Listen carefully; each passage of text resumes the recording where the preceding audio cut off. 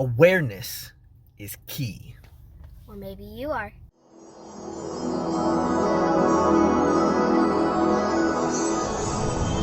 We are lifers, and this is Magic for Life.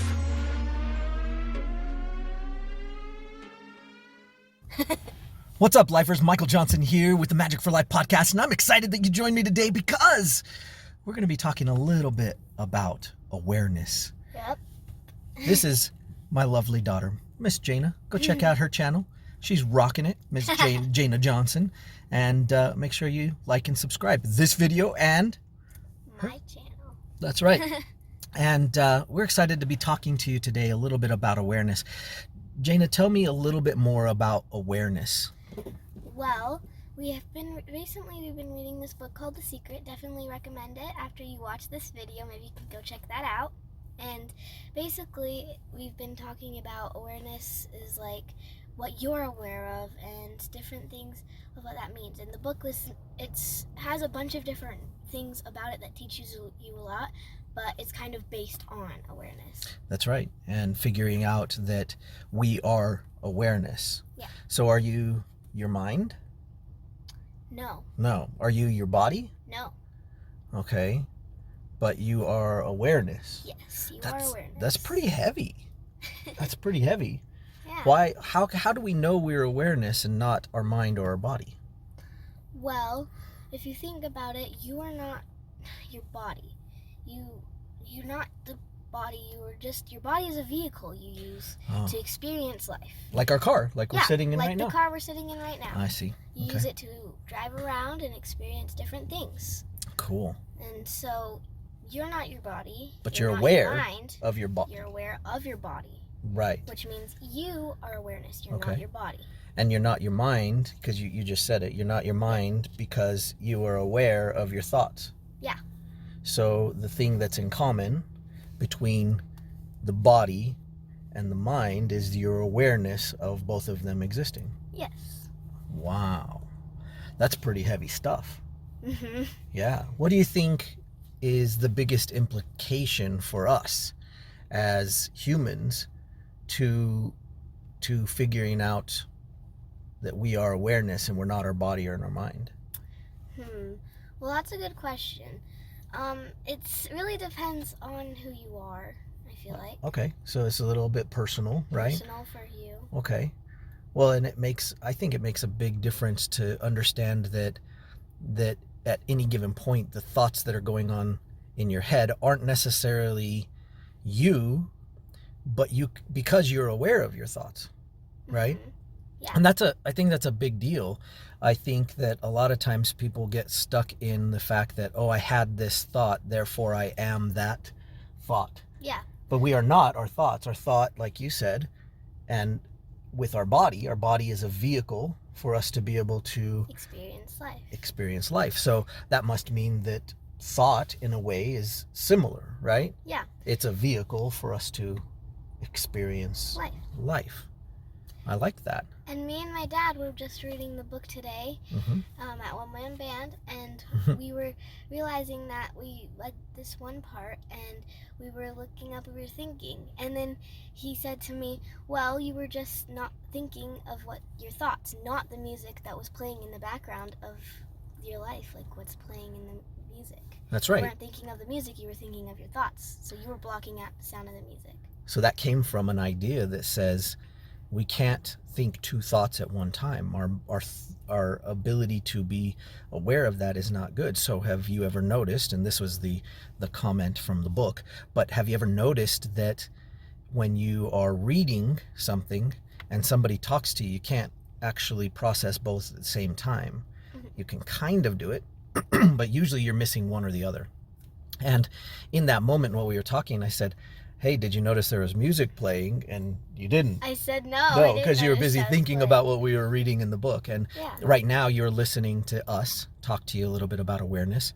And so you're aware of this, but you've probably deleted or blocked out some of the things that are going on around you, outside of you. So like if you're playing it in your headphones right now, this podcast, right, and like, say you're at a big party or something. Mhm. There's a bunch of people talking. You can hear them through your headphones, but you're blocking out the sound because you're interested in the podcast. That's right.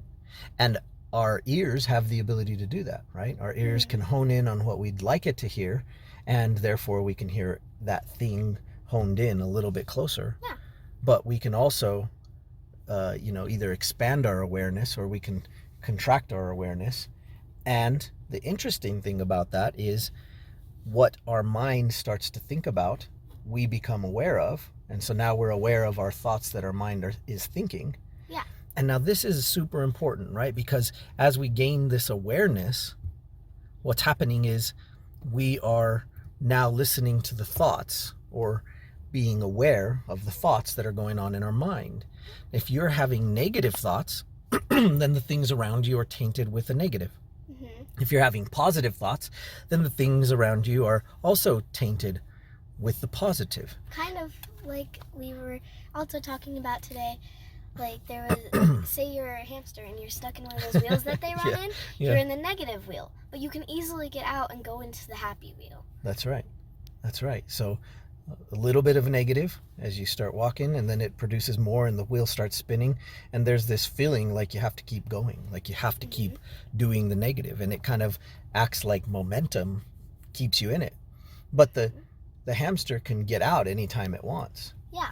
But sometimes it can't think or realize that it can just get out. And I think we're the same, right? When we have negative thoughts, sometimes it's easier just to keep having more negative thoughts and seeing the world through your negative glasses or goggles.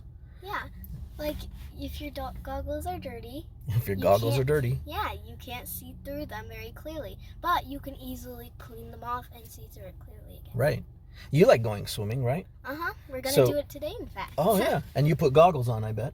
Right? Definitely. And if those goggles were dirty, you wouldn't be able to see very well underwater. Yeah, exactly. Oh, interesting. So it's important to clean off those goggles before, and I bet you do that, right? You clean them off and you wipe them down so that you can see. Sometimes in the middle of that, too, just in case if they get foggy or something. Oh, because if they get foggy, you can't see where you're going or what's going on, right? Yeah. Well, I think that's a lot, very similar to how we experience life on a day-to-day basis. When we're seeing things that are positive and we attach to that hamster wheel or we put those goggles on, then all of a sudden more things around us start to actually exist in a positive state, right? Yes. And then if we see something that we deem negative, that we decide is negative, then sometimes it's easy to keep going and seeing that thing as negative. Like, if you're you look out the window and say you're driving somewhere, maybe you're on a trip or whatever, you're driving to a food place, maybe even you're just driving to the gas station. You look out the window and you say, oh, that's a bad driver. Then the person in the back is like, I think they're a good driver. But that's just different perspectives. Different people see it different ways. That's right. And therefore, if you're one person with one perspective, it's important that you guard the door of your mind, right? Because if you start seeing something negative, it is doable. It's not always easy if you haven't had practice and you haven't strengthened your mind, but it's doable to switch your negative thought to something positive. Most people don't practice that.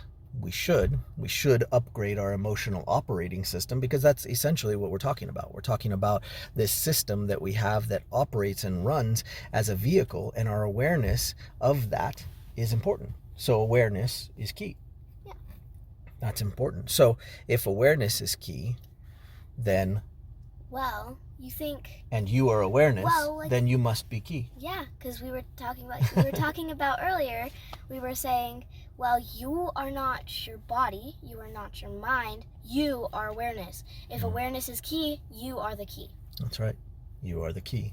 The key to what? The key to having what you want, the key to experiencing what you want. The key to experiencing life. The key to creating what you want. Yeah.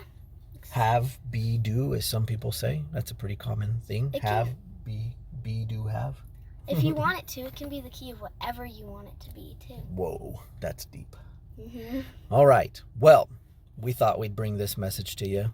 we felt like it was important, and we feel like you can take something from it. If you've learned something, or you want to share with us your experience, please put it in the comments below. We would love to hear your experience in this regard. You are awareness. You are awareness. In fact, try it. Say it a few times. Say it as you're washing the dishes or doing something. Say, I am awareness. Or even ask yourself, am I awareness? And see what happens when you ask yourself that over and over again. Guys, we hope you enjoyed this episode. This is Jaina Johnson, and Michael Johnson, and we are excited that you're here. Don't forget to keep finding the magic for life. Peace out, lifers.